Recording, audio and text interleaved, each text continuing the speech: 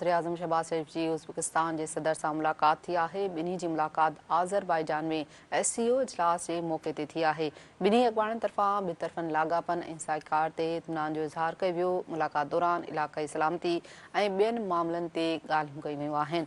आगाह कयूं पिया ख़बर जे हवाले सां वज़ीर-ए-आज़म शहबाज़ शरीफ़ जी उज़्बेकिस्तान के सदर सां मुलाक़ात थी आहे। बिन्ही जी मुलाक़ात आज़रबाईजान में SCO इजलास जे मौक़े ते थी आहे।